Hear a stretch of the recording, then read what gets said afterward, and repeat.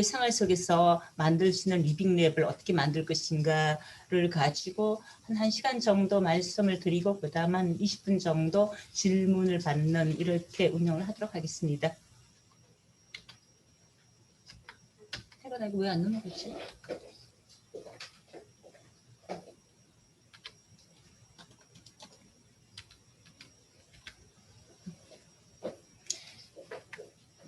자, 아시다시피 이제 우리나라 여건은 그렇게 좋지 않은 상황입니다. 일단은 땅덩어리가 좁고 인구는 많고 그리고 대부분 인구들이 도심, 대도시 위주의 어떤 밀집된 그런 상황입니다. 그런 상황이다 보니까 즉이야기하면 소비는 굉장히 많은데 실질적으로 이제 우리가 소비 이후에 만들어지는 쓰레기의 문제라든가 이런 것들을 잘 처리하고 안전하게 관리하는 이런 인프라를 구축하는 것도 굉장히 힘든 이런 상황입니다. 그러다 보니까 다른 나라에 비해 갖고는 환경 정책이라는 부분들이 우리가 늦게 출발했지만 뭐 EU라든가 뭐 일본이나 미국 이런 그 선진국보다는 늦게 출발을 했지만은 정책은 굉장히 이렇게 그들보다 앞서 나가는 정책들이 많이 있다라는 거죠. 뭐 쓰레기 종량제라든가 EPR, 뭐 음식물 쓰레기, 뭐 자원화, 종량제 이러한 것들은 해외에서보다 훨씬 우리나라가 앞서간다 이렇게 말씀을 드릴 수가 있습니다. 그런 이제 그 부분들이 있고 또 하나는 우리나라 사람들이 다른 나라 사람들에 비해서 굉장히 좀 다이나믹하죠. 그러다 보니까 새로운 거에 대한 어떤 그 관심과 이런 그 부분들이 많은 이제 부분들이 있는 거고 또 하나는 그걸 통해서 이제 소비로 이어지는 그런 측면에선 다른 나라보다 쓰레기를 훨씬 많이 발생시킨다라는 거고 그런 것들을 이제 객관적으로 보여주는 게 OECD 국가에서 우리가 쓰레기 발생량이 한 4위 정도를 차지하는 그런 그 부분들이 있습니다. 그리고 이제 현재 우리나라 이제 폐플라스틱 같은 경우에도 매년 그 생산, 사용 그리고 폐기물 발생량이 증가하는 이런 상황이고요. 뭐 매년 증가하는데 더더욱 이제 그 이 코로나19 시대에 더 많이 이제 그 포장재라든가 일회용품 이러한 것들이 더 많이 발생하고 있다. 적게는 한 20%에서 지방자치단체별로 많게는 30% 정도의 포장재가 더 이제 증가하는 이런 문제를 가지고 있고요. 이러한 문제가 지금 현재 굉장히 이제 심각한 이제 그 문제라고 얘기를 할 수가 있습니다. 미국 같은 경우에도 보면 이제 탄소 중립을 어떻게 잘 만들어내느냐 이 부분들은 쓰레기를 어떻게 잘 관리하느냐 한 전체 한 40%의 영향력은 쓰레기랑 관련이 있고 쓰레기를 잘 관리하면 탄소 중립을 만든 40%의 효과가 있다 이런 그 이야기를 합니다. 자, 플라스틱은 지금까지 전 세계적으로 한 83억 톤 정도를 사용을 했고 그 다음은 지금 현재 그 사용하는 것에 한 58억 정도 이제 이렇게 아직도 사용은 한 25억 정도 되는 거고 그 외의 부분들은 매립지나 기타 등등 이렇게 가고 있는데 재활용된 그 양은 굉장히 미미한 거죠. 재활용, 뭐 소각 재활용, 뭐 안전한 그렇게 완벽하게 처리한 내용 그 양들은 굉장히 이제 적다라는 거죠. 적고 아직도 뭐 바다라든가 아니면 우리 뭐 어디 그 산이나 뭐 땅 이 속에서 지금 또 플라스틱들이 그대로 노출되어 있다 이런 말씀을 드리겠습니다.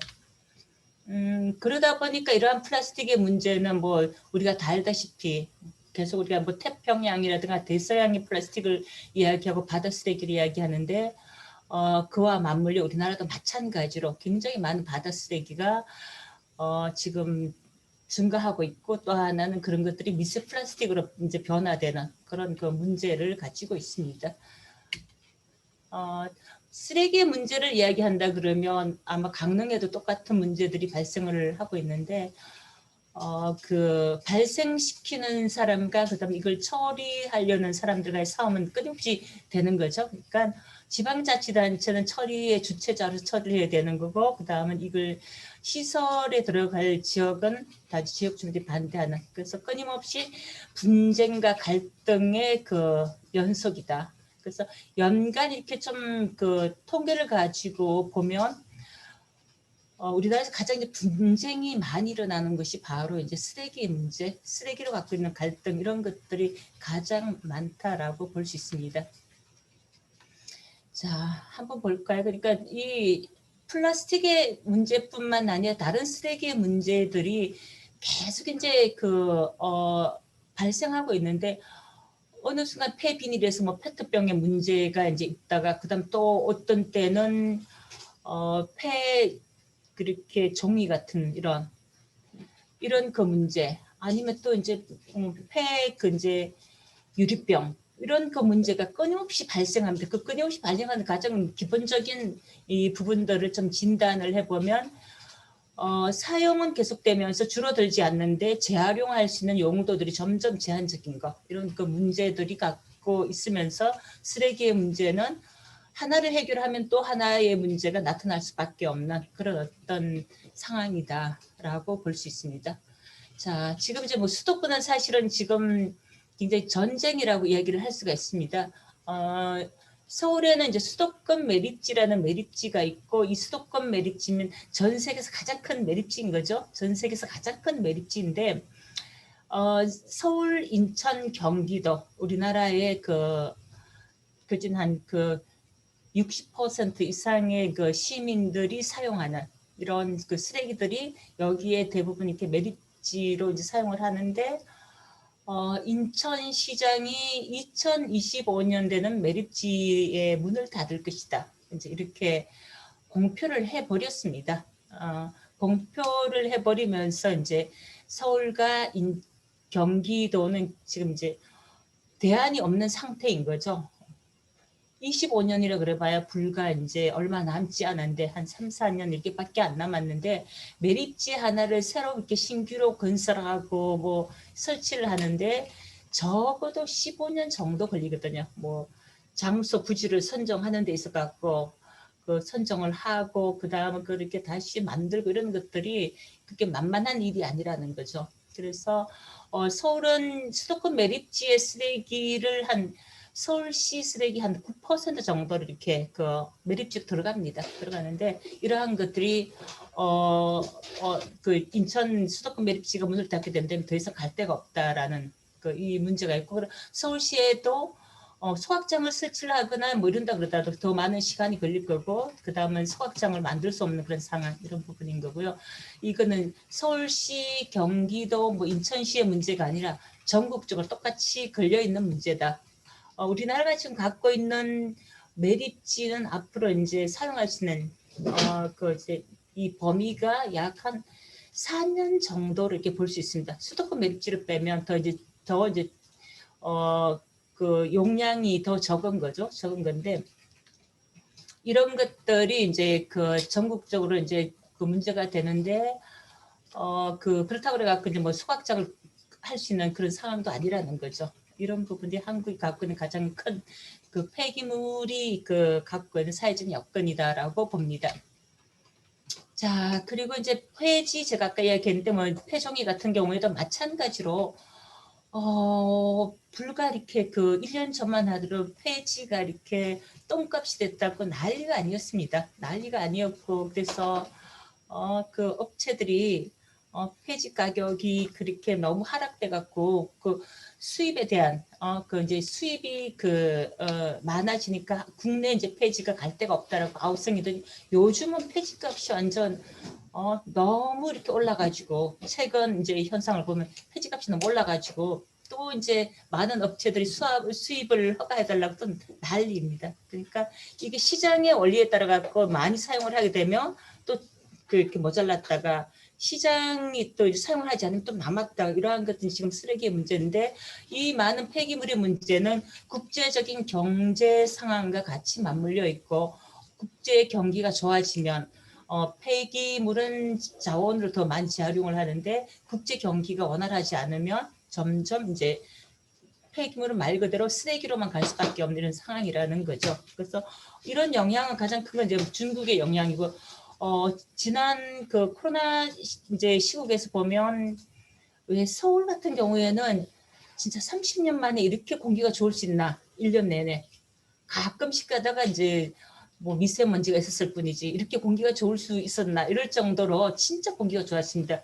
그 부분은 중국의 모든 공장들이 셧다운 되어 있었기 때문이거든요. 그런 그 부분에서 이 한국의 폐기물은 말 그대로 굉장히 이렇게 폐기물로 전락하는 그런 것과 같이 맞물려 있다는 거. 중국의 이제 생산 시설들이 다 이제 가동이 중단되면서 한국의 그러면 생산 시설도 마찬가지로 뭘 만들어도 팔리지 않는 그런 이제 상황이 도래된 거죠.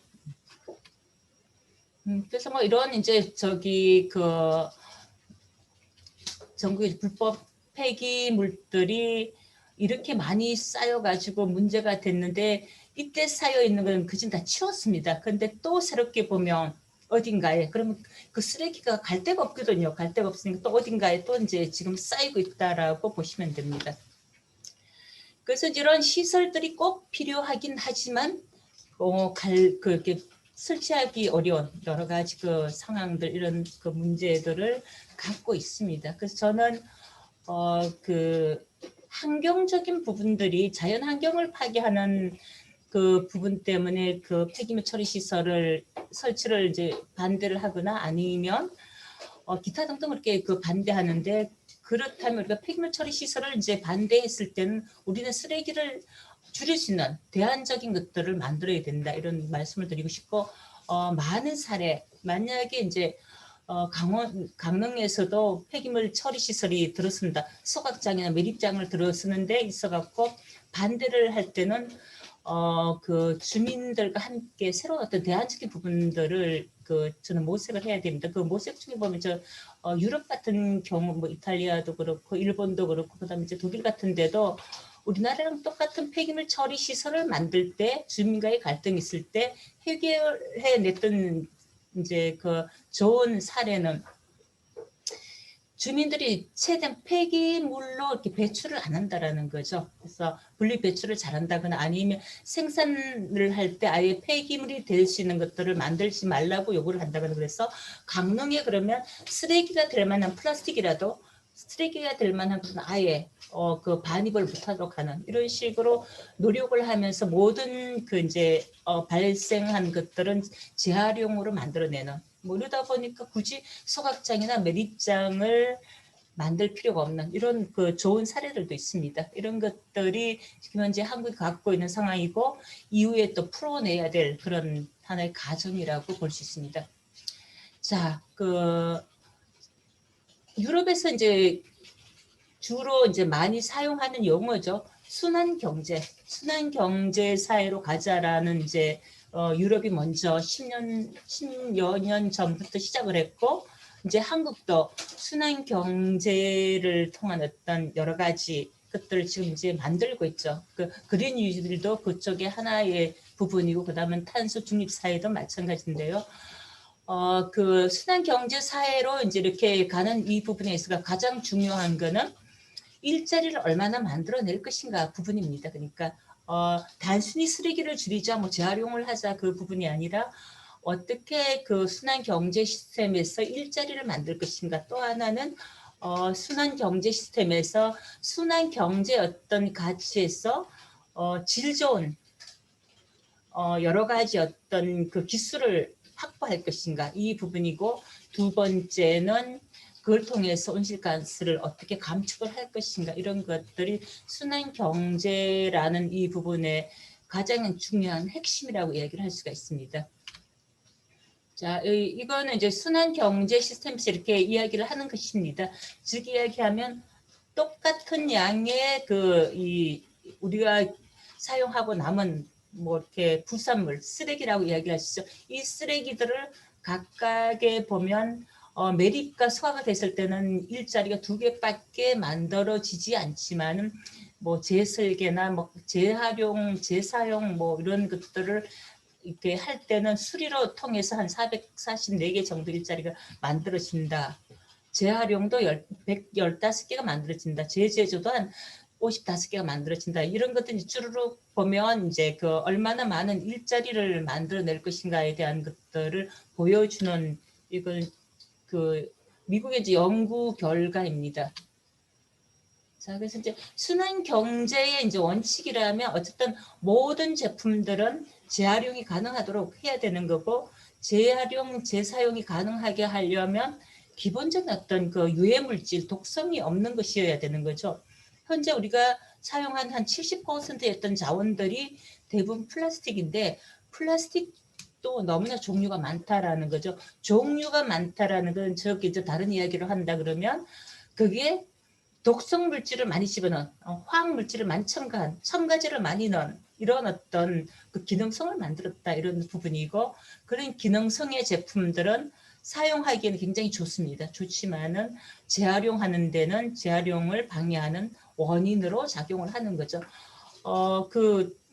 뭐 PVC 같은 경우에는 플라스틱 중에서 PVC를 만든 이유는 불에 잘 안 타고 그다음 보온이 좋고 기타지를 이런 효과를 가지고 만들었지만 최종적으로 처리를 할 때는 걔네들은 수확을 했으면 다육신이 나오고, 그러니까 굉장히 그 안전하지 않은 독성 물질을 또 만들어낸다라는 거죠. 이러한 부분들을 가지고 앞으로 우리는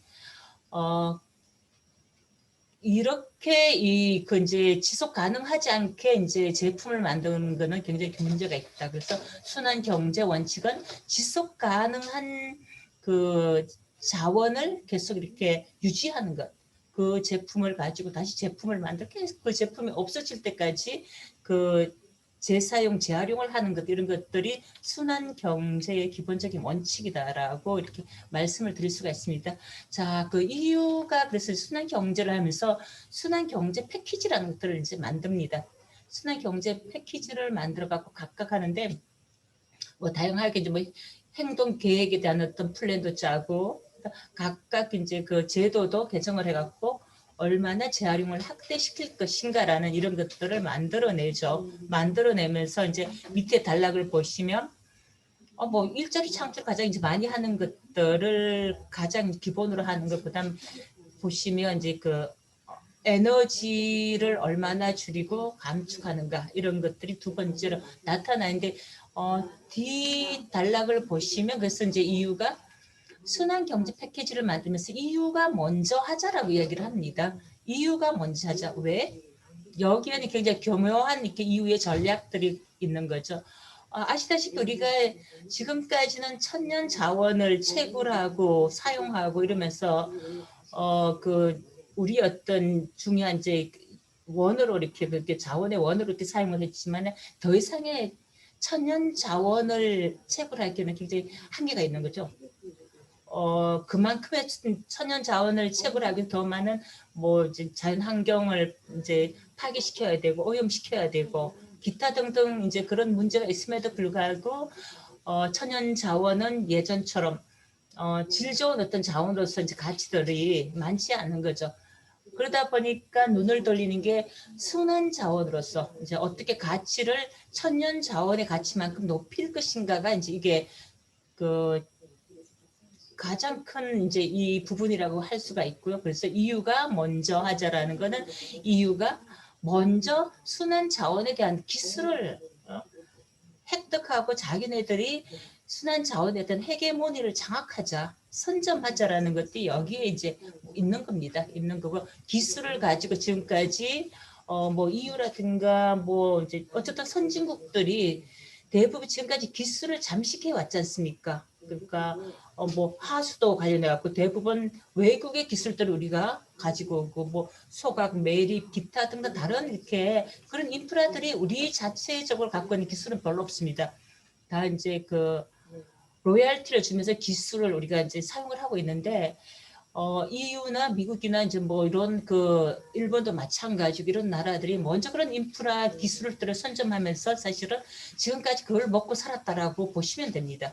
전 세계 그 로열티를 받으면서 먹고 살았는데 이제 그게 이제 어찌 끝나버린 거죠. 왜냐면 한국 같은 이제 이런 나라들이 새로운 기술을 개발해 내면서 따라가고 있으니까 더 이상 그걸 갖고 이제 로열티를 받으면서 살 수 있는 이런 이 여건들이 안 되는 거죠. 안 되면서 새로운 어떤 로열티를 받을 수 있는 여러 가지 기술 개발들을 선점해야 되는 거예요. 그래서 이게 자세히 들여다보면 순환 경제 패키지라는 가장 큰 이제 카테고리에서 EU가 먼저 선점을 해서 EU가 이런 어떤 기술에 그렇게 이거를 독점하자. 이게 여기에 아주 이제 상세하게 얘네들의 이제 교묘한 플랜으로 있다라고 볼 수 있습니다. 그래서 이제 EU가 이제 10대 플라스틱 정책을 이제 가졌는데 이제 이 10가지의 플라스틱을 어떻게 그러면 이 관리를 할 것인가 뭐 이런 것들이 나와 있습니다. 나와 있는데 보시면 많은 것들이 우리나라도 한 20년 전에 20년 전부터 시작했던 것들도 많이 있습니다. 많이 있고 EU가 지금 시작하는 것들이 또 우리가 시작하지 않은 것들도 이유가 이제 더 이렇게 앞서 나가는 것도 많이 있습니다. 이런 부분을 보는데 여기서 이제 굉장히 우리가 좀 참고해야 될 만한 부분들이 여기 이제 보시면 제품에 이제 대체제가 가능한 경우만 사용 금지를 하고요. 대체제가 불가능한 경우에는 이제 각각의 이런 것들 이제 뭐 이렇게 정책에 의해 갖고 뭐 이 이제 그러면 조금 더 이제 그 경량화 시킨다든지 뭐 이런 식으로 하겠다라는 게 이게 EU의 이제 플라스틱 10대 정책이고 또 하나는 이제 대체제가 가능한 경우 이거 굉장히 이렇게 우리가 눈여겨봐야 되는데 눈여겨봐야 될 이 부분들은 그 친환경 플라스틱으로 이야기하는 생분해성 플라스틱으로 이야기를 하거나 어쨌든 그런 플라스틱으로 대체제를 개발한다라고 이야기를 하거든요. 그건 새로운 기술이거든요. 그러니까 플라스틱으로 가지고 좀 더 빨리 이제 자연 속에서 미세 플라스틱을 만드는 이걸 그 생분해성 플라스틱을 만들겠다라는 그래서 생분해성 플라스틱을 그 이제 사용하는 것들 이런 것들이 EU들이 갖고 있는 거고 그 우리나라도 이제 보니까 많은 기업들이 우리나라는 법적으로 이렇게 그런 생분해성이라는 부분들을 금지를 하고 있습니다. 식물계에서 만든 생분해성이 아닌 화학물질에서 만든 플라스틱 생분해성은 우리나라가 법적으로 사용 금지를 하고 있거든요. 근데 이런 것들 허용해달라고 굉장히 지금 압력을 많이 가하고 있는데 이런 플라스틱 생분해성 이제 플라스틱은 바로 EU가 기술을 개발해갖고 다시 전 세계 시장을 선점하려고 하는 이런 부분이라고 보시면 됩니다. 자 이제 뭐 다른 이 부분들은 보시면 이제 각각 어떻게 줄이겠다라는 것들을 좀 이렇게 이야기를 해놨고요. 또 하나의 좀 이렇게 그 부분들은 이유가 지금 고쳐쓰기, 제품을 고쳐쓰기 이런 것들이 굉장히 확대되고 있다라는 거죠. 그래서 이런 공유 플랫폼을 만들어 가지고 서로가 제품들을 이제 쓰고 남은 것들을 바꿔 쓰거나 빌려 쓰거나 함께 쓰거나 이런 그 공유 플랫폼이 굉장히 확대되고 있다라는 거고 최근에 그 올해부터 이제 그 프랑스 같은 경우에는 전자 제품을 만들 때 전자 제품이 이 제품을 이제 평가하고 이게 지금 친환경 제품이냐 안 제품이냐를 이렇게 평가하는 이 이제 잣대로서 고쳐 쓸 수 있느냐 고쳐 쓸 수 없는가를 굉장히 중요한 평가 잣대로 합니다. 그리고 적어도 몇 % 이상은 고쳐 쓰지 않으면 안 되고 향후 이제 몇 년 이후에는 전체를 다 이제 고쳐 쓸 수 있는 제품으로 만들라는 이 이제 가이드라인으로 지금 관리하고 있는데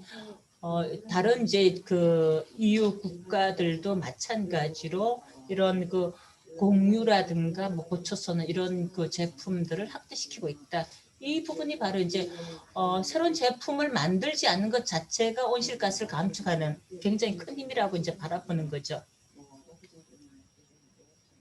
그래서 이제 뭐 이렇게 이거는 이제 아주 명품 업체들이죠. 명품 업체들이 뭐 발렌시아 같은 이런 명품 업체들도 마찬가지로 옛날에 자기네 제품들을 재고가 있으면 다 태워버렸다고 합니다. 그러니까 왜? 그 우리 제품은 특별하니까 그래서 더 비싼 값에 팔려야 되니까 그러면서 안 팔린 건 태우고 그런데 요즘은 이걸 다 이제 고쳐갖고 새롭게 신제품을 출시하는 이런 것들을 하고 있고 유럽의 제도들이 앞으로 태우지 못하게 모든 명품 업체들의 이제 그 재고품들은 태우지 못하게 하는 이런 법들을 강화시키고 있습니다. 그래서 2001년도부터 이제 EU는 플라스틱세를 도입을 합니다. 플라스틱세를 도입해갖고 뭐 킬로그램당 한 이렇게 그 0.8유로 1톤당 800유로 정도의 이제 그걸 도입을 했고요. 뭐 한국도 이와 비슷한 그 유형으로 폐기물 부담금이라든가 뭐 이런 것들 운영합니다. 근데 비용을 보면 우리가 굉장히 저렴하죠. 저렴하고 이 EU의 이제 플라스틱세도 마찬가지고 한국의 폐기물 부담금 제도도 마찬가지인데 재활용이 안 되는 것일수록 이 페널티가 더 높다라고 말씀을 드리겠습니다. 그래서 이제 이런 점점점 페널티를 높아지면서 모든 것들이 재활용이 가능하도록 제지를 바꿔내는 이 부분에서 굉장히 큰 역할을 하고 있고요. 그래서 저희도 그 정부에다가 폐기물 부담금, 이렇게 플라스틱세 도입 이런 것들을 좀 더 강도 높게 추진하라고 촉구를 하고 있는 상황입니다. 샌프란시스코도 전 세계 도시에서 보면 그 순환 경제 사회로의 어떤 이 부분들을 가장 잘 이행하고 있는 게 샌프란시스코라고 이야기를 하거든요. 샌프란시스코에서 다양한 지방 조례를 설치를 해서 운영을 하고 있습니다. 지방 조례 그래서 이 식품 폐기물이나 이제 포장재 이런 것들을 그 사용을 제한하는 조례입니다.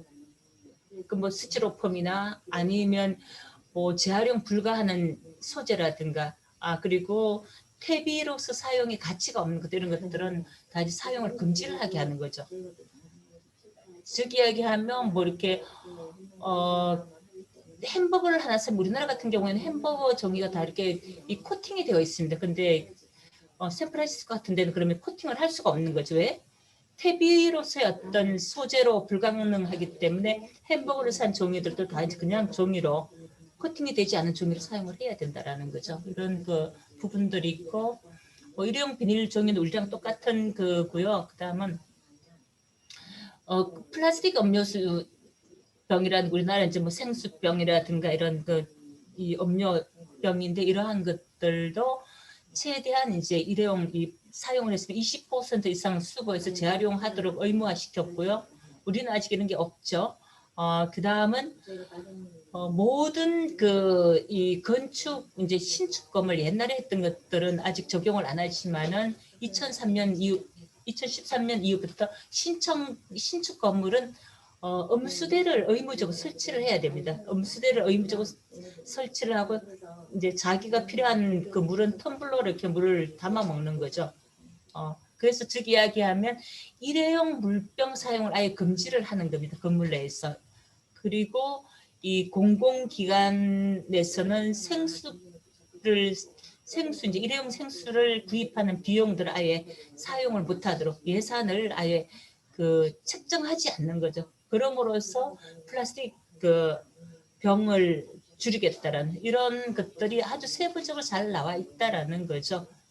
그리고 뭐 또 이제 이것뿐만 아니라 강릉시에서도 뭐 다양한 행사하고 뭐 커피 축제도 있고 뭐 5월 단오 축제도 있고 그럴 때 보면 굉장히 많은 이제 플라스틱으로 되어 있는 이제 그렇게 뭐 용기를 가지고 음식도 팔고 그다음 일회용 커피 잔 갖고 이제 커피도 팔고 이러는데 일회용 물병 사용하는 이런 것들도 있고 이런데 근데 샌프란시스코에서는 이런 축제를 하거나 야외 행사를 하면 일회용을 사용할 수가 없습니다. 그래서 행사하시는 분들이 적어도 그러면 샌프란시스코에다가 이제 시청에다가 허가를 할 때 우리는 음식을 뭘 제공할 것이고 그러면 음료수를 뭘 제공할 것이고 그랬을 때는 우리는 그러면 어떤 용기를 사용하겠다 다회용기 뭘 사용하겠다 이제 이런 계획을 그렇게 가지고 거기다 허가를 받아야 되는 거죠. 그러다 보니까 이제 재활용 이제 일회용 사용을 아예 이제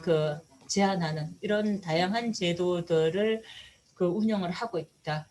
그래서 샌프란시스코가 전 세계적으로 굉장히 이렇게 순환 경제를 잘 실천하고 있다라는 부분들이 샌프란시스코의 쓰레기는 그지 이렇게 그 매리 수확되는 양들이 굉장히 한 10% 이내라는 거죠. 90% 정도는 재활용으로 하고 있다. 뭐 이런 그 통계를 가지고 이제 그 이야기를 하고 있는데 다만 이렇게 안타까운 건 샌프란시스코 뭐 미국 같은 나라는 제조 산업들이 별로 없잖아요. 제조 산업이 없다 보니까 전 세계 제조 산업은 한국, 중국, 베트남, 뭐 인도네시아 뭐 이런 정도로 전 세계 그 제조 산업들은 그쪽에 몰려 있고 그런 공산품들을 만들어서 전 세계를 다 수출하거든요. 그러다 보니까 미국은 그 샌프란시스코에서 90% 재활용품을 그렇게 그 있다 그러더라도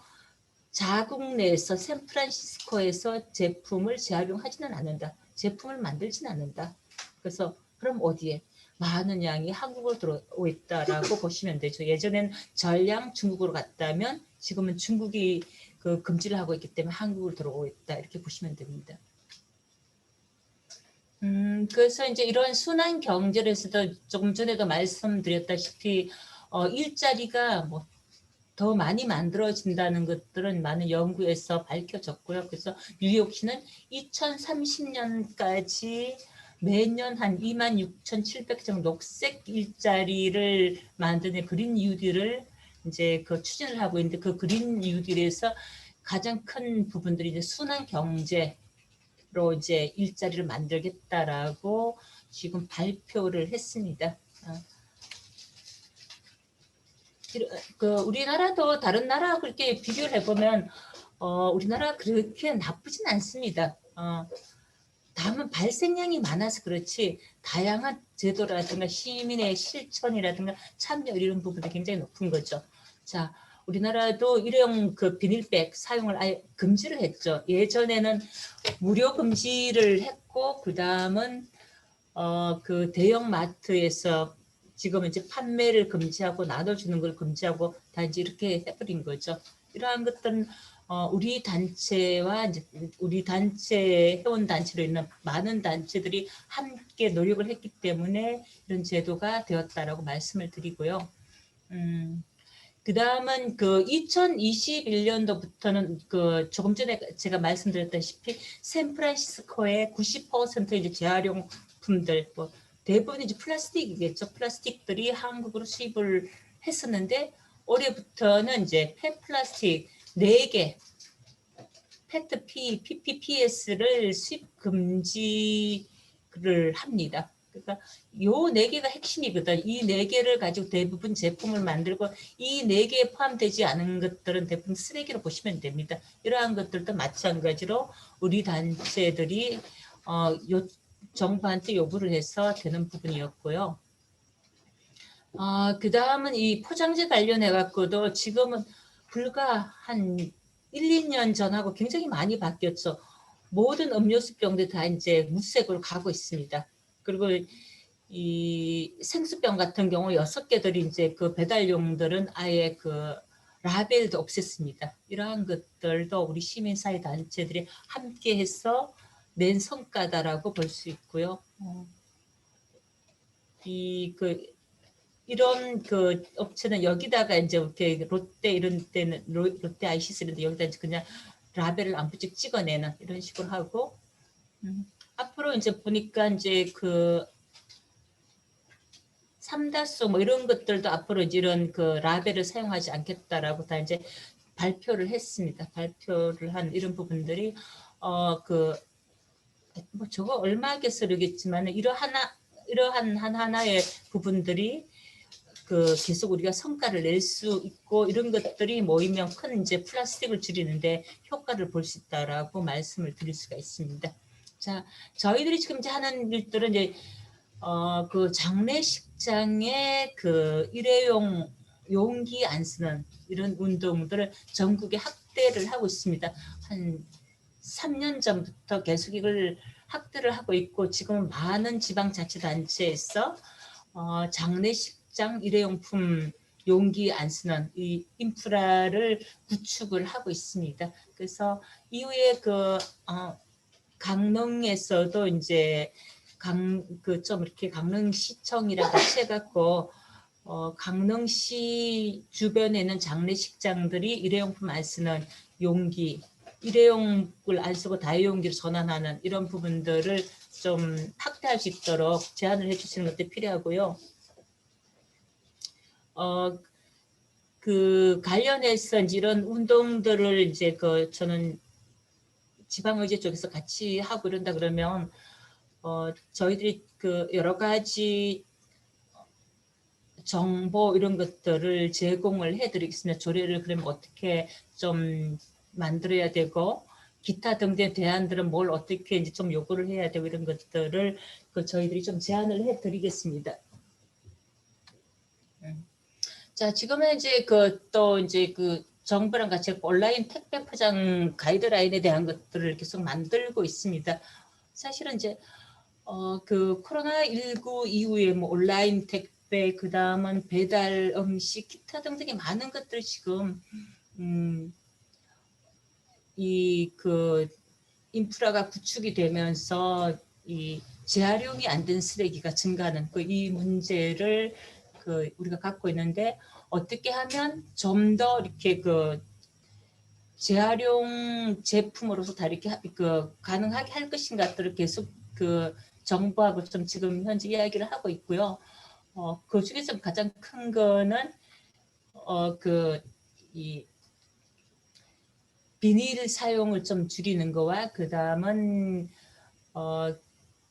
이 종이도 코팅을 하지 않은 이런 종이를 박스를 사용하는 것들, 뭐 완충제 같은 경우에도 되도록이면 좀 종이 완충제를 사용하는 것들, 뭐 각각의 이런 여러 가지 하나하나를 이렇게 다 이렇게 정의하고 있고, 다음은 이 테이프 같은 경우에도 종이로 이렇게 가능한 것들, 그러니까 코팅이 되지 않은 종이 이런 것들을 사용할 수 있게끔 계속 좀 논의를 하고 있습니다. 논의를 하고 있고 기업들하고도 같이 좀 협의를 하고 있습니다. 협의를 해갖고 좀 아마 올해 말쯤 되면 온라인 포장 택배에서 오는 것들 대부분 재활용할 수 있게끔 하는 이런 인프라를 구축하게끔 그런 것들을 할 예정입니다. 그리고 이제 재포장 금지법도 만들었고요. 재포장 예전에는 1+1 뭐 이렇게 하면서 제품 하나 이렇게 할 때마다 둘둘 감아주거나 아니면 넣어주거나 이런 것들이 올해부터 이제 금지가 됩니다. 이러한 것들 저희 단체를 계속 정부와 공동을 해서 이런 것들을 만들어냈고요. 그다음 뭐 일회용 컵 보증금 제도 2008년도에 폐지가 됐는데 다시 이제 일회용 컵 보증금 제도가 환경단체와 이제 정부와 이제 공동을 해갖고 국회에 이제 이게 제도가 됐고요. 2022년부터는 아마 2022년 한 6월달 정도부터 아마 이거를 시행하지 않겠나라고 이렇게 봅니다. 그랬을 때 지금 현재 고민들은 어떤 고민이냐면 종이컵 이제 보증금 제도를 한데 그러면 시민들이 일일이 내가 먹었던 그렇게 컵을 다시 가져다 주는 이것도 번거롭잖아요. 번거로운데 그걸 이제 어떻게 좀 더 간편하게 만들 것인가. 그래서 길거리에 뭐 자판기 같은 것도 설치해 놓고 넣어주면 종이를 넣어주면 뭐 내가 이렇게 지불했던 300원, 400원 뭐 돈이 나온다든지 뭐 이런 식의 좀 더 간편한 부분들을 어떻게 구축할 것인가를 지금 아마 논의를 하고 있습니다. 그래서 이제 이런 자원순환 리빙랩은 말 그대로 뭐 가장 중요한 게 천연 자원 사용을 좀 줄이자. 그리고 천연 자원 사용을 줄이는 게 가장 중요한 거고요. 그 다음은 지금까지 사용한 것들을 쓰레기로 만들지 말자. 쓰레기로 만들지 말고 순환 자원으로서 어떤 경제적인 가치를 만들어내자. 이런 것들이 가장 중요한 거죠. 그럼 어디에서부터? 바로 우리가 이제 생활 속에서부터 이제 만드는. 그래서 저는 순환 경제 리빙 랩은 바로 우리 생활에서 만들어져야 된다라는 거고, 조금 전에 제가 이제 여러 사례를 말씀드렸던 것들은 만약에 우리 시민사회 단체들이 이런 노력을 하지 않았다면 아직도 이게 변화되지 않았을 것이다. 이렇게 보는 거죠. 보는 거고. 그래서 시민들이 이런 노력들을 함께 하면서 실천하면서 그리고 더 적극적으로 나가야 된다라고 말씀을 드리겠습니다. 근데 제가 얼마 전에 이제 모 대학 이제 이런 강의를 했는데 그 순환 경제 리빙랩을 하면서 이제 저게 이제 학생들이 이런 것도 굉장히 좋지만 그러면서 또 이제 너무 우리가 이 환경 문제를 이야기하니까 개인의 어떤 이렇게 생활을 침해하는 개인의 어떤 자유를 침해하는 이런 거 아닌가? 일회용품 쓰지 말아라, 뭐 비닐 쓰지 말아라, 뭐 하지 마라 이런 것들이 개인의 어떤 자유를 침해하는 거다. 뭐 그런 이야기를 하면서 같이 이야기를 했는데 그 맞는 말이긴 하지만 우리가 지금까지 너무 개인의 자유를 이렇게 방관해 둠으로써 더 이상의 이제 선택할 수 있는 부분들이 없잖아요. 기후 변화는 가속도로 완전 가고 있고 지금의 코로나19 위기라든가 이런 것들 다 이제 기후 변화와 마찬가지로 기후 변화 때문에 나타나는 문제라고 볼 수 있거든요. 그러니까 점점 천연 자원을 채굴 하면서 우리가 생태계를 파괴하고 생태계를 파괴하다 보니까 또 이렇게 좋은 공기라든가 좋은 이렇게 자원 이렇게 이 순환할 수 있는 이 환경을 또 파괴해버린 거고 그러다 보니까 각각의 생물들이 살 수 있는 조건이 안 되는 거고 뭐 기타 등등이 다 이제 연결되는 거고 그래서 기후 온난화를 만들면서 그러니까 우리가 할 수 있는 게 별로 없다라는 거죠. 여러분도 알다시피 며칠 전에 서울이나 이제 강원도도 폭설이 내렸잖아요. 그죠? 뭐 뉴스 보니까 폭설이 내렸더라고. 어떻게 이렇게 5월달에 폭설이 내립니까? 근데 그 다음날 한 3일 되니까 30도까지 올라갔어요. 그러니까 마이너스에서 완전 이렇게 플러스 30도까지 올라가는 이 이제 온도의 기온 차이가 다 이제 기후 변화가 얼마나 가속화되어 가고 있는가를 이제 보여주는 거죠. 그래서 저는 이제 순환 경제 리딩 랩은 우리가 선택할 수밖에 없는 필연적인 부분이다라고 말씀을 드리겠습니다. 그래서 이제 이 순환 경제 리빙 랩은 각각의 저는 이제 이 지방에서 사실 하시는 것들은 굉장히 제한적이지만 그럼에도 불구하고 플랜을 짜야 된다라고 말씀을 드리고 싶고요.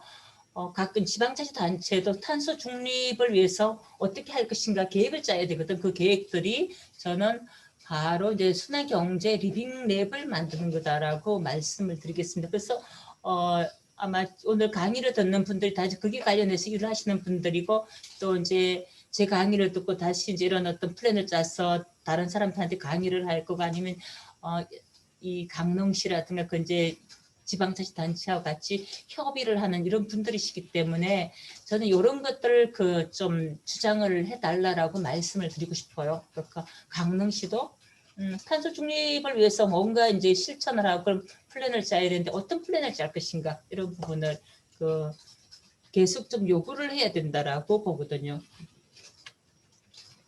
자, 지금 저희들이 지금 이렇게 추진하고 있는 사업들을 좀 보시면 포장재 없는 가게, 제로 웨이스트 마켓이라고 전 세계에서 지금 계속 이제 확대되고 있는 부분입니다. 그래서 우리도 지금 제도를 만들기 위해서 계속 이제 그렇게 민주당이라든가 이런 데다가 좀 촉구를 하고 있고요. 그래서 저희 이제 촉구해 갖고 계속 민주당이 이런 정책적인 어떤 그렇게 선거 공약으로도 내세우고 있고 내년 또 이제 대선이라든가 지방 자치 선거 속에도 아마 이런 공약으로 가지고 나올 것 같은데 그런 포장재 없는 가게를 설치 의무화하는 것입니다. 그러니까 강릉에도 이런 포장재 없는 가게 이런 것들을 좀 만들자라고 좀 제안을 해주시면 좋겠고 또 하나는 이런 것들을 하면서 저는 이제 중앙 정부가 지금 갖고 있는 탄소 중립을 하면서 다양한 이제 그 그린 뉴딜이라든가 이런 사업들 하고 있는데 그런 사업의 일환으로 예산을 좀 확보할 수 있는 부분들이 있기 때문에 이런 것 좀 제안을 해주시는 게 필요할 것 같습니다. 포장재 없는 가게는 말 그대로 그 벌크 중심의 이제 물건을 판매하는 거죠. 그러면 이제 소비자들이 그 자기네들이 용기를 가져오고 용기에 제품을 구매해 가면서 그만큼의 그러면 저는 이제 탄소 이제 그 포인트를 이렇게 뭐 이 적립해 준다라거나 뭐 이런 그 부분들을 만들어 줄 수 있는 것도 가능하다라고 봅니다. 자, 이거는 그 아모레퍼시픽에서 지금 만든 강교에 있는 리필 스테이션입니다. 자, 여기 꼭지가 또르륵 있죠. 그러니까 여기 이 꼭지가 쭈르륵 있는 여기에다가 내가 가지고 간 샴푸, 린스, 뭐 이렇게 기타 등등 이런 그렇게 목욕용품 이런 것들을 살 수 있는 거죠. 그러니까 내가 그러면 제가 그 1,000원어치를 사든지 10,000원어치 사든지 어쨌든 내 통을 가서 내가 사용을 하게 하는 거죠. 그래서 이런 그 부분들이 지금 갖고 있고 또 하나는 이제 아모레퍼시픽이 그 1호, 2호, 3호로 계속 확대되고 있다라고 말씀드리겠습니다. 그러니까 포장재 없는 가게가 이런 유형이다 이런 말씀을 드리고 싶고 뭐 작은 카페 같은 데는 이런 걸 많이 하잖아요. 많이 하는데 사실은 카페에서 그 하는 것도 굉장히 훌륭하지만 대기업이 하는 이런 마켓이다 해야 되거든요. 그러니까 카페들이 할 수 있는 건 자기가 그 진짜 이렇게 헌신을 하면서 하는 거지만은 이 대기업에서는 전체 의무적으로 해야 된다라는 그렇게 이 생각에서 제도를 강화시키려고 하는 거죠. 이런 부분들이 있고요. 유럽 같은 경우에는 이렇게 보면 점점 이제 그 포장재 없는 마켓, 근데 제로 웨이스트 마켓이 확대되고 있다라고 이렇게 봅니다. 확대되고 있고 그래서 이제 일자리도 마찬가지로 만들어내고 기타 관련해가지고 뭐 그 포장재를 안 쓰니까 그만큼 에너지 사용이 줄고 그다음은 그 온실가스를 감축하고 이런 것들은 기본적인 이제 부분이다라고 보는 거죠. 미국도 마찬가지고 점점 이제 확대되고 있고요.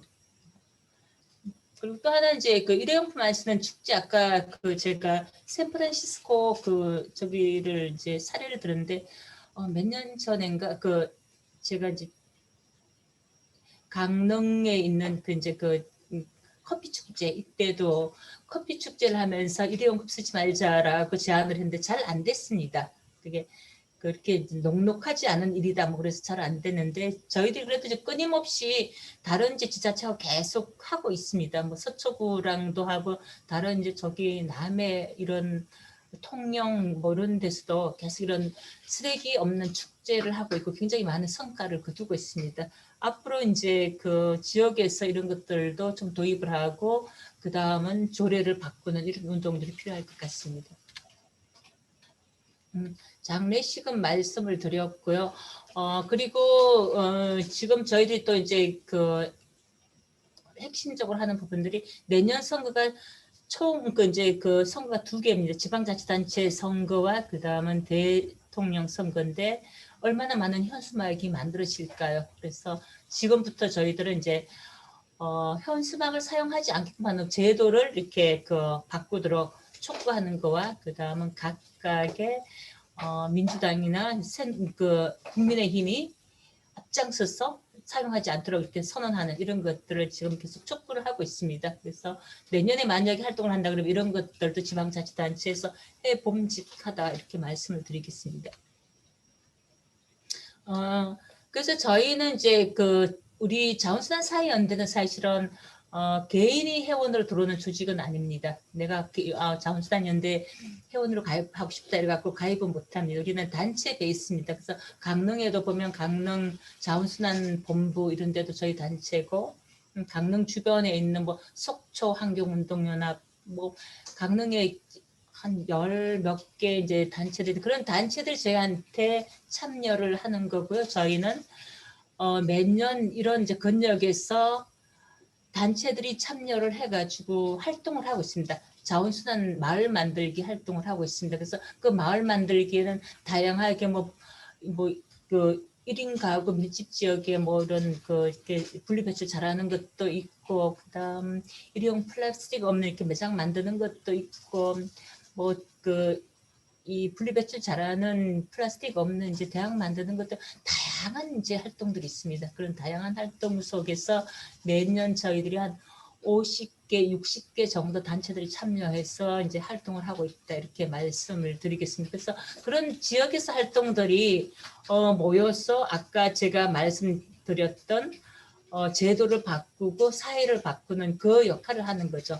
지역단체들이 한 걸 가지고 가져와서 이건 가능성이 있겠다라고 저희들이 판단을 하고 제안을 하고 그래서 좀 더 강하게 제도 개선하라고 정부한테 촉구를 하는 이런 그 활동을 하고 있습니다. 쭉 보시면 그렇습니다. 리페어 이제 뭐 바꾸기라든가 뭐 이런 것들을 하고 있고 마켓도 계속 만들고 제로에서 마켓이라든가 이런 것들도 만들고 있고요. 그다음 물건 바꿔서는 이제 연결 막 활동도 있고 뭐 공유 물품을 함께 쓰는 이런 어떤 인프라를 구축하는 이런 부분들도 있고요. 그 지난해 했던 건 강릉의 해변가 이제 그 플라스틱 뭐 안 버리기 그래서 분리배출 뭐 이런 그 인프라 구축하고 그래서 해변가에 뭐 쓰레기도 줍고 그런 강릉 단체들이 그런 활동한 경험도 있습니다. 여기 일회용 컵도 안 쓰고 뭐 이런 강릉에 있죠. 이런 활동을 했습니다. 그래서 이 지역마다 지역에 맞게 이제 제로 웨이스트 마을을 만드는 이런 마을들이 똑같은 이제 사업으로 매년 하다 보면 이제 바뀌는 거죠. 여기는 이제 굉장히 대표적인 게 창원시에는 주남 저수지 주변인데 주남 저수지의 주민들이 불법 이제 투기라든가 불법 수확을 하던 이런 사람들이 이제는 그렇지 않고 다 쓰레기를 분리 배출한다거나 뭐 이런 식으로 하면서 마을이 달라지는 이런 것들을 보여주는 겁니다. 저희들이 성공한 거는 또 하나 이제 일회용 우산 비닐 커버 안 쓰기를 해가지고 처음에는 굉장히 힘들게 준비를 하고 했었거든요. 했는데 많이 반대하고 지자체도 참석 못한다고 막 그랬는데 왜냐하면 이 바닥에 물이 떨어지기 때문에 누가 미끄러지면 어떡하겠냐. 서울시한테도 이야기하니까 안 돼. 누가 가다가 한 명이라도 미끄러지면 큰일 난다. 뭐 이제 이렇게 했던 그 부분들 그런 것들을 꾸준히 하면서 이런 업체들 이렇게 우산 털기 있잖아요. 우산 털기 이런 업체들도 우리가 시작할 때는 하나도 없었던 업체들이 계속 이제 업체들이 이제 기술을 개발해서 이런 것들을 만들고 이러면서 지금은 정착된 이런 부분인 거죠.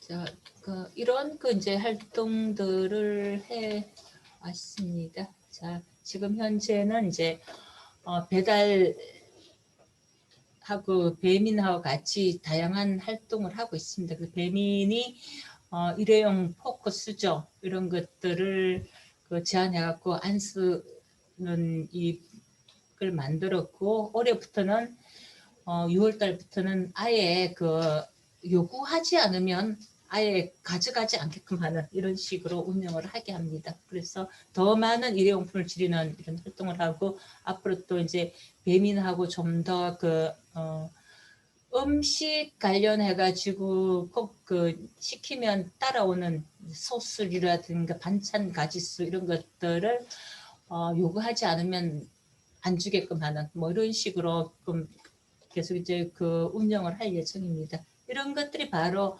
정부는 할 수 없지만 지방자치단체는 할 수 없지만 시민이 함께하면 가능한 부분이거든요. 그래서 이런 가능성을 말씀을 드리는 겁니다.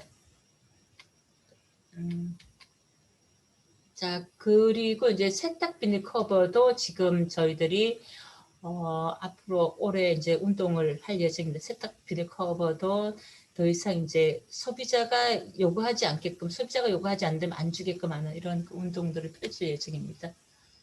자, 뒤에 보시면 이제 각각의 이제 지방자치단체들이 하는 여러 가지 지자체 순환 경계 리빙 랩을 제가 이렇게 좀 정리를 해봤습니다. 보시고 아마 우리 지방자치단체는 어떤 것들을 하면 좋을까 이런 것 것들을 도움이 되게끔 하려고 제가 여러 굉장히 서치를 많이 했습니다. 서치를 많이 해갖고 각각 찾아갖고 여기 집어넣었는데 혹시 도움이 될 거라고 보는데 이런 것들을 이 강릉시에다가 어느 지자체는 이런 활동을 하더라 이런 것들 좀 이렇게 성과가 있겠다 이러니까 좀 제안을 해주는 것도 제가 필요할 것 같습니다. 아까 여기에 보면 여기 강원도 이렇게 삼척 같은 경우에도 뭐 이렇게 삼척 해변에 이제 이동식 로봇을 가지고 뭐 저거 한다 뭐 이렇게 이런 분리 배출에 대한 활동들이 이렇게 계획을 하고 있고 해변가 쓰레기 모니터링 이런 것들을 계속 이제 아마 하고 있더라고요. 하고 있는 이런 부분들을 여기 계시는 이제 분들도 아마 참여를 하리라고 보는데 이거 외에도 좀 더 이렇게 강릉시가 잘할 수 있는 이런 내용들을 많이 제안해 주시면 아마 도움이 되지 않을까를 생각을 합니다. 아마 이제 자료를 보시고 이제 선생님들이 뒤에 보시고 강릉시랑 맞는 사업들을 좀 이렇게 찾아보는 것도 좀 의미가 있지 않나 이런 생각을 합니다. 저는 이제 그렇게 요 정도 이야기를 하고요. 선생님들이 혹시 이제 제가 한 내용이나 아니면 이 내용이 아니더라도 내가 좀 그렇게 평소에 이런 것들이 궁금했다 뭐 이런 부분이 있으면 말씀을 해주시면 제가 대답을 해드리겠습니다.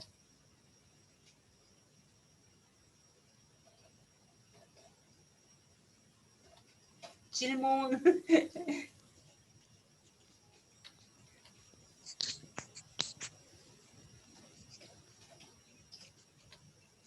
질문 있으시면 음소거 해주시고 네 질문해 주세요.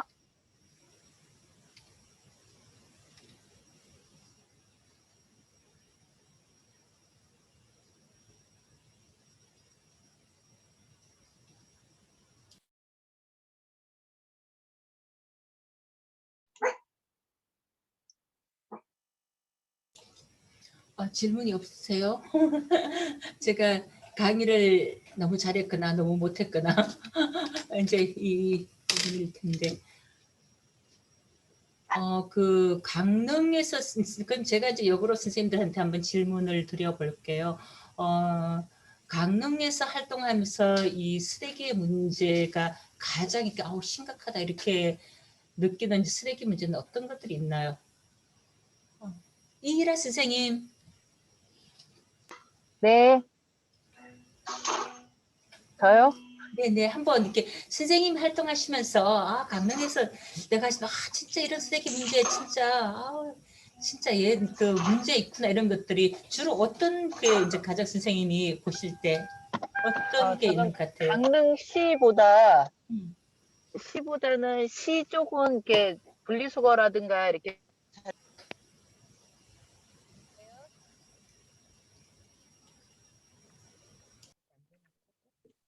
들리나요? 안 들리세요? 다시 말씀해 주세요, 선생님. 안 들려요? 네네. 네, 지금 들려요. 다시 말씀해 주시겠어요? 강릉시는 시 쪽에서는 분리수거가 잘 되는데 시골 쪽으로 갈수록 분리수거가 잘 되더라고요. 보니까 폐비닐이라든가 이런 게들 많아서 저는 그게 조금 문제가 있다고 생각하거든요. 제 개인적으로는. 맞아, 이 그러니까 답을 해도 될까요?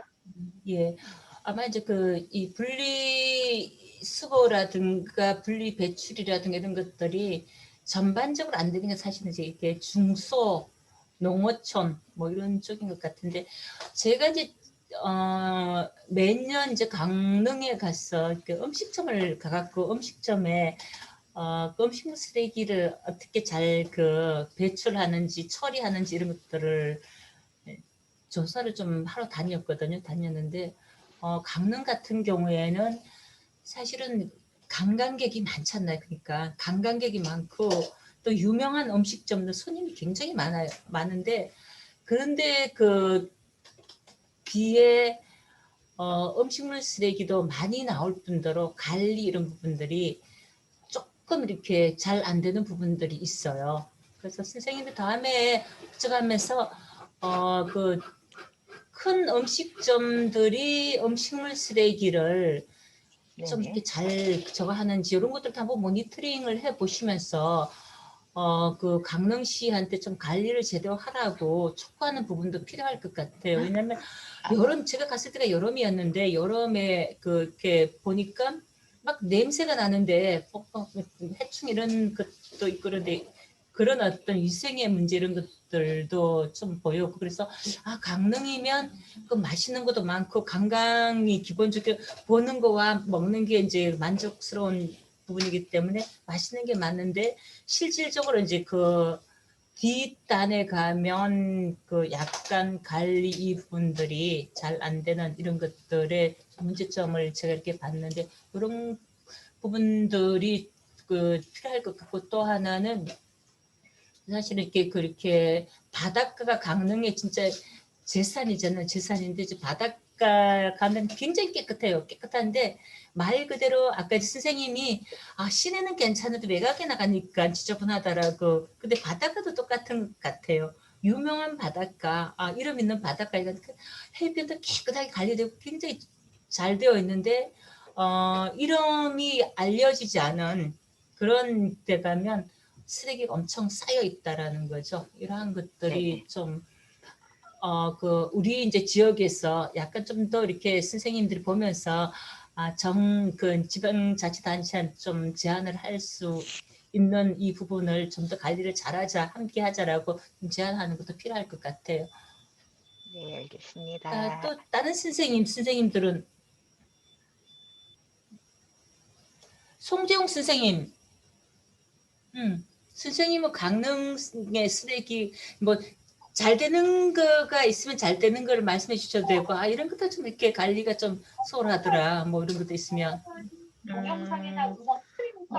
잘 되는 거는 아파트별로 그 분리수거를 잘하고 있는 것 같아요. 그래서 경비 아저씨들의 도움이 물론 있는 것 같지만 잘 되고 있고요.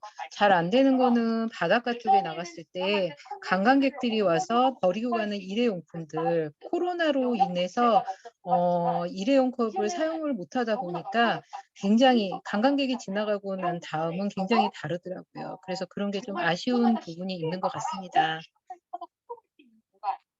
이다라고 이야기할 수 있는 거죠. 그래서 남영석 선생님 그러면 선생님 이제 오늘 제 강의를 듣고 앞으로 활동을 어떻게 하실 예정이세요? 중에서 사람들을 강의 굉장히 들리시죠? 예. 네, 잘 들립니다. 강의 굉장히 좋았고요. 저부터 좀 노력을 해야 될 것 같습니다. 저는 뭐 그렇게 심각하게 생각하지 해본 적도 없고 요즘에 이제 교육 들으면서 많이 생각하는 기회가 되고 있습니다. 저희 집부터 저희 생활부터 저는 멀리 안 보고 제 자신부터 노력해야 될 것 같습니다. 앞으로 공부 좀 더 열심히 하겠습니다. 네, 감사합니다. 그러니까 훌륭하십니다. 감사합니다. 최승환 선생님, 제 이야기가 들리시나요? 선생님, 이번 교육받고 이제 어떤 활동을 하실 예정이세요?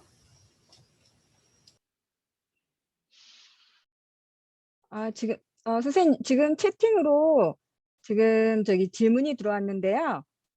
네, 말씀을 해주셨으면 좋았을 텐데 부끄러우셨는지 박건희 선생님께서 커피하는 카페에서 제공하는 일회용 컵을 많이 보신다고 그 더 많은 쓰레기들이 해변이나 방파제에서 볼 수 있는데 그 그물이나 부표 등이 가장 심각하고 그거를 법적으로 제재할 수 있는 방법이 있었으면 한다고 하시거든요.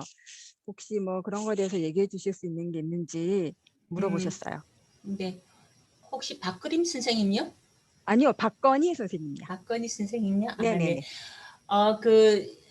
제가 조금 전에 이제 말씀드렸던 2022년 그렇게 6월 달부터 아마 컵 보증금 제도가 도입이 됩니다. 도입되면 이제 그럼 컵을 사용한 사람, 일회용 컵 사용한 사람 기본적으로 이제 돈을 내야 되는 거고, 그다음에 그 컵을 누구든지 본인이 사용했던 것도 괜찮고 다른 사람이 사용한 것도 주워 갖고 가져가면 비용을 다시 환불해주는 이게 이제 일회용 컵 보증금 제도거든. 이런 것들이 도입이 되니까 어느 정도 그러면 길거리라든가 이런데 뭐 해변가에 흩어져 있던 이런 컵들은 어느 정도는 수거가 이제 되고 뭐 수거가 되면 재활용을 확대하는데 뭐 도움이 된다라고 봅니다. 근데 그렇다고 그래갖고 다 이제 일회용 컵의 이 부분들은 사실은 이렇게 해결이 안 되거든요. 해결이 안 되고 아무리 좋은 법이 있고 아무리 관리를 잘한다 그러더라도 안 되고 그거는 개인의 이제 실천들이 되게 필요한데 아마도 그 강릉이라는 이 이제 지역이 커피가 굉장히 유명하고 사람들이 일부러 커피 먹으러 강릉 여행을 간다 그러더라고요. 이제 그랬을 때 저는 이런 건 좀 어떨까요? 그러니까 이제 강릉이 그 홍보를 할 때 강릉에 오실 때는 텀블러를 들고 오세요. 그래서 자기의 텀블러를 가지고 커피도 마시고 그러면 굉장히 그 강릉에 대한 커피에 대한 홍보도 좋지만 어쨌든 간에 강릉에서는 텀블러를 먹고 갖고 다니게끔 하는 이 문화를 만들어내는 그런 부분들이 조금 정착이 된다 그러면 이제 두 가지로 아까 얘기했듯이 컵 보증금 제도에서 어느 정도 사용한 것들은 수거해서 재활용할 수 있는 부분이고 또 한 측면에서는 아예 일회용 컵 사용을 그 좀 줄이게 하는 자기 텀블러 들고 오면서 커피 집에 가서 할인도 해주고 뭐 이런 것들을 만들어내는 이런 걸로 좀 노력을 해야만이 어느 정도 이렇게 그 우리가 일회용 컵의 문제를 해결하지 않을까 이런 말씀을 드립니다. 이게 대한 이제 그 사용하지 못하도록 하는 법 규정을 현실적으로 많이 힘드신가라고 또 질문을 하셨거든요. 네? 법 규제를 하는 게 아예 일용품을 사용을 아예 못하도록 네, 법률로 이제 지정하는 게 현실적으로 많이 힘든지 맞습니다. 그 네, 하면 많이 힘들죠. 제 소원입니다. 네, 최종 목적은 그건데 참 네. 네, 쉽지가 않습니다. 그렇죠. 선생님들. 그럼 이제 진짜 이 그 컵 보증금 제도라든가 이런 것들을 하는데 또 굉장히 그 이제 어려움이 많았습니다. 10년 동안 해서 이제 겨우 이제 법이 된 건데 이후에는 진짜 저도 더 노력을 하고 여기 계시는 선생님들도 더 노력 같이 함께 하셔갖고 아예 커피 전문점이나 음식점이나 이런 데서 일회용 컵 사용을 아예 금지를 해버리는 뭐 외국 같은 데도 그런 데가 많거든요. 관광지일수록 아예 이제 일회용 컵 사용을 금지하게 하는 이런 나라들이 이렇게 많이 있는데 아직도 우리나라는 그렇게 하지 못한다라는 거죠. 그러다 보니까 일회용 컵만 종이컵만 하더라도 연간 한 230억 개인가 뭐 이렇게 그 예전에 그 우리가 조사를 해놓은 건데 최근 데이터는 아무도 없어요. 우리만 갖고 있는 데이터에 우리가 이제 그 갖고 있는 데이터 한 230억 개 정도를 사용한다라는 거죠. 그리고 이경혜 선생님께서 아이스팩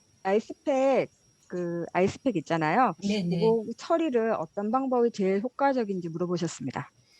네. 아이스팩 저희들이 이제 어제 안 그래도 또 그 보도 자료를 내고 환경부에다 촉구를 했는데 지금 저희들이 이야기하는 부분들은 이제 첫 번째는 아이스팩을 줄여야 된다. 그러니까 아이스팩 안에 있는 그 폴리머 이렇게 성분의 이런 것들은 미세 플라스틱이거든요. 바로 이제 환경에 노출되면 그 문제가 되는 미세 플라스틱이 되면 폴리머 이제 이런 이 안에 보형물을 이렇게 넣지 말아라.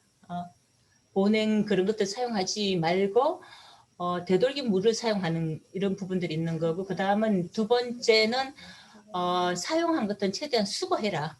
최대한 수거해서 재사용할 수 있는 인프라를 구축해라. 왜냐하면 계속 사용하는 사람들이 구매하고 만들고 그리고 처리할 데가 없고 이런 것들은 더 많은 환경적인 그 피해를 노출시키기 때문에 그 각 지방자치단체별로 사용한 것들 아파트나 뭐 이런 데 다 사용한 것들은 수거해서 필요한 곳에다가 뭐 시장이라든가 이런 데다가 이제 세척해서 지원해 주는 이런 식으로 인프라를 구축을 해라. 그랬을 때는 뭐 서울이라든가 다른 지방자치단체도 이제 그렇게 하는 데가 있는데 수거해서 줬는데도 재활용은 50% 미만이에요. 그러니까 왜 그러면 다시 50%가 남는 거예요. 그러니까 왜 남냐 이렇게 봤더니까 사이즈가 달라. 그리고 다 이렇게 자기네 이렇게 아이스팩을 만들 때 자기 광고를 다 집어넣어. 그러니까 그러면 서로 그 동종업체에 있는 사람들은 남의 광고 있는 것들 자기의 제품 사용을 못 하지 않나요? 그래서 저희들이 요구하는 거는 사이즈를 대중소 세 가지로만 만들어라. 그 다음은 또 이제 그 아이스팩에 굳이 이제 광고, 뭐 자기네 명칭 사용 이런 것도 하지 말아라. 뭐 이런 그 부분들로 했고, 그 다음은 그 이 아이스팩이 그 필요한 그 이 계절은 한국은 한 4월 달부터 10월 달까지만 사용을 하면 되거든. 대부분 추우면 아이스팩이 그렇게 사용하는 데가 많지 않잖아요. 근데 요즘 보면 계란 배달하는데도 아이스팩을 넣어요. 그럴 정도. 그러니까 그런 아이스팩을 사용하는 용도를 제한시키고, 그 다음은 아이스팩을 사용할 수 있는 그 기간도 제품별로 뭐 이렇게 어느 기간 사용하지 못하게 하는 뭐 이런 이제 여러 가지를 제안을 했는데, 어쨌든 양을 줄여야 되는 거고, 두 번째는 재사용을 확대시켜야 되는 부분이다. 그렇게 말씀을 드리겠습니다. 그래서 이런 것도 아까 제가 각 지방자치단체별로 하는 이제 여러 가지 활동 중에서 많은 내용들이 있기 때문에 강릉시에다가 이런 것도 좀 제안해갖고 좀 확대시키는 것도 하나의 방법이라고 봅니다. 법을 만들 때까지는 어쨌든 솔선수범해서 하는 부분들 좀 필요한 거죠. 네. 자, 그러면 이제 또 혹시 들어온 게 있나요, 선생님? 네네. 아유, 그 음소거를 하시고 질문을 하시면 되는데 그 채팅에도 자꾸 올려주시네요. 부끄러우신가? 그 상품에 붙어 있는 가격표나 그 홍보 스티커 있잖아요. 그거 분리수거를 하시는 제거가 너무 힘들다고 그 스티커를 혹시 대체할 방법은 없을까라고 질문을 해주셨습니다. 잘 하셨습니다, 선생님. 그것도 지금 이제 저희들이 환경파하고 이제 추진하고 있는데, 이현주 선생님. 이 택배 스티커가 다 그 떼기도 힘들고, 그리고 이제 그 접착제가 붙어 있잖아요. 힘들어요. 네. 접착제가 붙어 있으니까 재활용하기도 힘들고, 그래서 이제 이후에 아마 이제 택배에 이제 그렇게 이런 것들은 접착제도 작게 사용하고 이렇게 이런 것들을 각각의 항목별로, 그리고 이제 아까도 이제 테이프 같은 경우에도 아주 이렇게 접착제를 작게 사용한다든가 뭐 이런 것들을 좀 이렇게 준비를 하고 있습니다. 준비를 하고 있는데, 저도 그 택배를 받아보면 너무 떼야 되는 게 많아요. 떼야 되는 그런 것 때문에 막 이렇게 짜증이 나고 그러는데, 이런 것들도 저희들이 좀 더 정부한테 더 이제 제안을 하고 촉구를 하도록 하겠습니다. 감사합니다. 혹시 더 질문 사항이 있으시면 네, 음소거를 해서 목소리로도 질문해 주세요.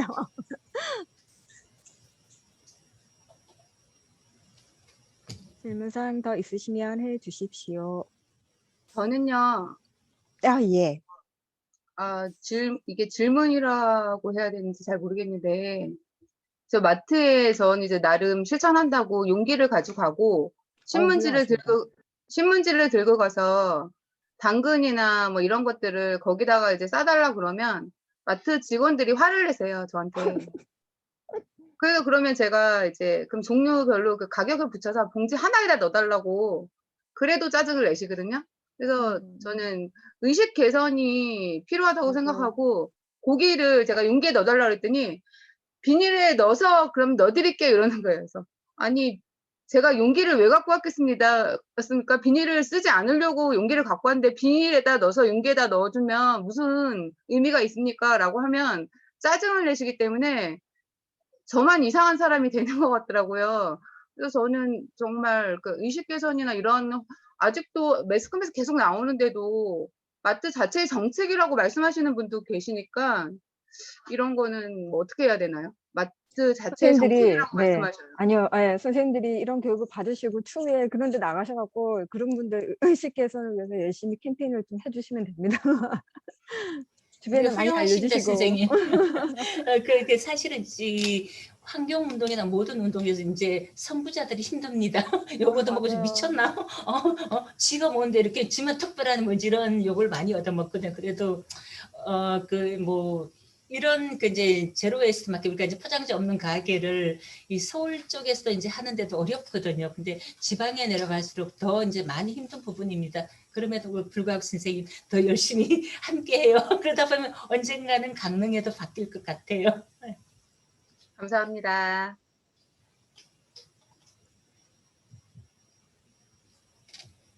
자, 아마 이제 그 선생님들 그 질문하실 그 내용은 아마 다 질문을 하신 것 같고, 또 이제 혹시 이제 하시다가 그 궁금하거나 좀 더 이제 정보가 필요하시다면, 그 지속에다가 이제 이야기를 해갖고 저한테 연락을 하시면 제가 그 또 정보를 드리도록 하겠습니다.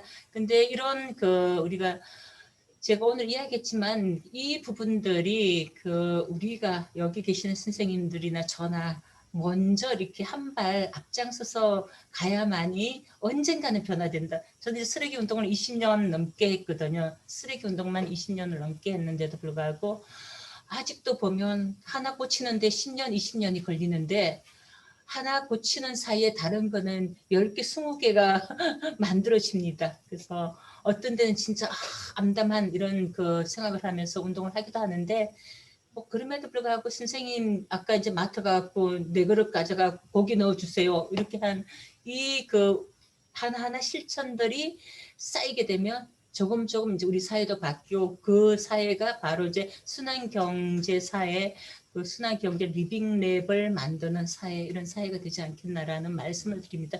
먼저 실천해 주셔서 감사하다는 말씀 드리고요. 저도 함께 선생님들이 좀 더 불편하지 않게끔 제도를 개선했어.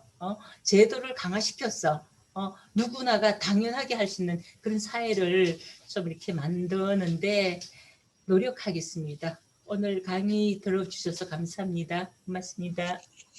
네, 오늘 강의해 주신 감사합니다. 네, 잠수한사회연대 김미화 이사장님께 다시 한번 감사드리고요. 네, 오늘 너무너무 수고 많으셨습니다. 그리고 오늘 참여해주신 분들하고도 네네 너무 감사드리고요. 네.